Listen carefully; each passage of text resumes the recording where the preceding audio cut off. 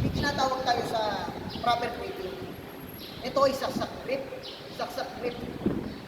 Saksak. Ito ay pakal grip. Pakal. Or hammer grip. Hammer grip. Dito tayo mag-focus sa hammer grip. Ito ang gagawin nyo sa bago matapos kong update. Update mo ito.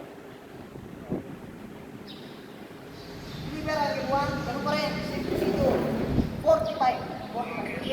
1 slash slash slash the leg. Disarm. Press. Down. Saan ako pumasok? Sa out. Hindi ako sa leg. Up. Press.